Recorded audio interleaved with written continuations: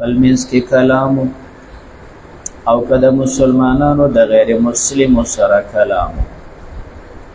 بس روایاتو کې داسې راغلي چې څه حضرات صحابه ناست دي په دې اعمالو کې خبره کوي چې د ټولو نه ښه عمل کم یو دی. نو چا دا ووی یو خو ایمان دی چې دا بنیاد دی، د ایمان نه وروسته چې زما خوښ دی نو هغه مې د حرم شریف خدمت خوښ دی. چا پکې دا ووی یره چې ایمان نه بعد چې زما خوښ دی نو د حاجیانو له چې اوبه ورکوم دا نه ډېر خوښ. او چا پکې دا ووی ایمان نه بعد یره جهاد او قتال زما خوښ عمل دی. نو بیا د دوی متعلق الله فرمای اجعلتم سقایة الحاج و عمارة المسجد الحرام. دا کارونه د ایمان سره برابر نه دي. ایمان یو اوچت څیز دی. نو بیا مقصد دا دی چې یو سړی صرف جماعت آبادیان خو کوي، دیوال خو کوي، بل ښایست ورکوي، خو عبادت او مونځ پکې نه کوي. نو دا نه کېږي، دا د جماعت آبادي ده. بیا د ذکر متعلق ډېر فضایل راغلي دي. فرمایلي تاسو ته داسې یو څیز نه درښیم چې هغه ستاسو د درجو اوچتوونکی ډېر پاکیزه عمل وي د الله په نسبت باندې. هغه د دې نه بهتر وي چې تاسې سره او سپین خرج کوئ. د دې نه بهتر وي چې تاسو د دشمن سره مقابله وکړئ او وجنګېږئ، هغوی تاسو په تور ووي، تاسو په هغوی ووایئ. رجی ضرور راته وښایئ داسې اعمال. پیغمبر علیه السلام ته وفرمیل د الله ذکر. نو بس ذکر د هغه داسې بې شمېره فضایل دي وجه دی چې دا وخت نه غواړي. نو دوی په جواب کې دا ویل یاره تاسو خپلې خوبایانې ذکر کوئ، ولې زمونږ درته یادې نه دي؟ دا مونږ چې هلته په مکه مکرمه کې وو او دا صله رحمي رشتې مو پاللې، څومره حضرات چې حج او عمرې ته راځي د هغې خدمات مو کول، د هغوی دپاره مو د اوبو انتظام کوو، د حرم شریف د آبادۍ انتظام مو کوو.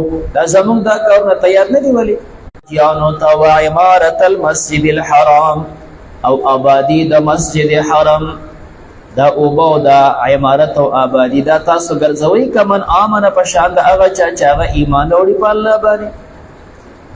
نو دا دواړه برابر دي؟ نه الله ویل لا یستوون، دا برابر نه دي. د عربي بنیاد باندې دلته چې کومه تشبیه د دې تشبیه ورکړی شوې ده کمن د مؤمن سره. نو اوبه ورکول دا په شان د مؤمن خو نه، اوبه جدا شي د مؤمن بېل څیز دی. آبادی تشبیه د مؤمن سره نه، مؤمن یو شخص دی، انسان دی، او آبادی خو یو صفت دی. نو دې وجه نه ظاهري تشبیه دا صحیح نه ده. دریو طریقو باندې خبره کوي شي. یا دا چې دلته مضاف راویستی شي، اجعلتم آیا تاسو ګرځوئ اهل سقایة الحاج، دې کې خو ایمان نشته، او بل هغه دي چې هغه د ایمان والا دي، نو دا برابر نه دي. نو دلته به اهل سقایة الحاج او اهل عمارت. دیمه توجیه کوي شي دا سقایه او عمارت دا مصادر دي، دا په معنا د فاعل سره. نو اجعلتم آیا تاسو ګرځوئ من خبرې وي سقایة الحاج اوبه ورکول د حاجیانو. مسله به دا وه چې پخوا به د حرم چې کوم خدماتو دا به تقسیم و. نو کوم سړي چې به ځان کې زور کتل شو چې زه دا خدمت کوی شم، هغه خدمت به دته حواله و. بیا به هغه چې کوم دی کوشش کو چې اوبه ورکړي. نو دا اوبه خو نه وي چې بټن دباو کو اوبه روان دي، لاندې کوهی دی، د کوهي نه بوکې ډکول دی او راایستل دي، او دا په سوونو زرګونو خلک سیرابول دي. نو دې ته مسلسل هغه بچي به ورته ولاړو، مزدوران به ورته ولاړو، غلامان به، او تالابونه به ورته جوړ کړي. ولې په دې کې خلک لاسونه وي، تاسو له به د کور نه بلکل تازه صفا اوبه راوړو. نبي علیه السلام یې ده اوبه راکړه. هغه اوبه چې کوم تالاب کې وي او نور څښلې، هغه پیغمبر علیه السلام راواخېستې او یې څښلې. بیا ورته وفرمیل احسنتم اجملتم، ښه کار. نبي علیه السلام راونیست. دې قول باندې چې کوم پیغمبر علیه السلام دی ته وفرمیل احسنتم اجملتم. بیا وروستو زمانه کې چې مالونه سیوا شول فتوحات رال دی به اقا شان خپل خدمت کوو عباس صاحب وفات شو وروسته بچي د خدمت اقسې کوي عبدالله صاحب داغه بچی دی نو بل کس ته نه تپوس معنا دا ده چې دی به اوبه برابرول یې شربتونه برابرول خو 50 پابندي نشته که بل سړی اوبه برابروه که نه 50 پابندي نشته خو د زمزم اوبه دا د دوی ذمهواري وه دی به راایستلې او خلکو ته بیا نور شربت یې خلک جوړوي نو دا شربتونه لږ قیمتي جوړېږي او د کجورو شربت لږه ارزانه پرېوځي نه ده نه چا تپوس وکړه دا نور حضرات چې شربت یې کوي نو د ګربینو کوي د پیو کوي او تاسو په کجورو کې شربت کوئ نو عادت یې جوړوي د بل هر سړي خپل طبیعت دی خو موږ د خپل عمل هغسې جاري ساتو نو دا طریقې به وي چې خلکو به دا خدمتونه کول د حاجیان اوس خو هغه څیز نشته اوس خو چې کوم دا خبره تجارت دی دکانداري ده ملاقات ته ځې نو ته په دې پوهېږې چې زه د خپل پیغمبر ملاقات ته روان یم او ملاقات یې څنګه وکړم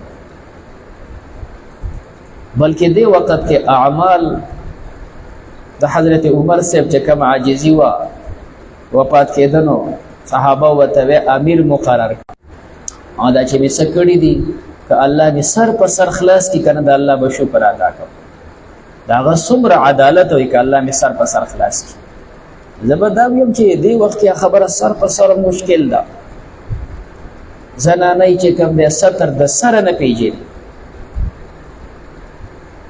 یو ځای چې کوم دی ودرېدل او یو ځای طوافونه او یو ځای ګرځېدل دا عبادت دی نه چې یو سړی نو سره به خامخا یوه ښځه او زموږ مسلمانان داسې بېوقوف وي چې هر یو داسې ځان جوړوي ته بیا ناوې ده دا عبادت ته راغلی که دا ناوېتوب ته راغلی ده بیا د دې سره خو دا ماحول یو طرف ته بیا هر سړی به صرف چې کوم دی موبایل او ویډیوګانې موبایل او صرف پټوال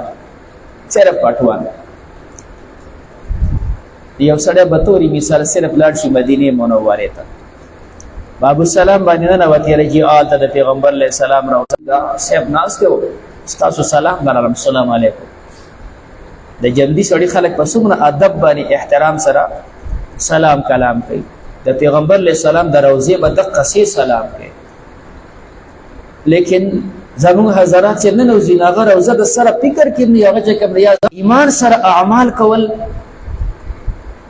دا ډېر بنیادي څیز دی خو چې سړی په دې آدابو پوهېږي د حرم په ځمکه پوهېږي په اعمالو پوهېږي بیا اعمال قیمتي شي نو الله فرمایي تاسو ګرځوئ دا په شان د هغه چا چې هغه ایمان راوړی ولې بالآخر په ورځ د آخرت وجاهد او دې جهاد کې فی سبیل الله د الله په لار کې لا یستوون دا برابر نه دي عند الله د الله په نزد د ایمان د مؤمن او دغه جهاد دا چرته د دې نور سره برابر دي والله الله پاک لا يهدي القوم الظالمين کې د دې درجه د هغه د کافر د خیال نه ډیر اوچت دي اعظم درجات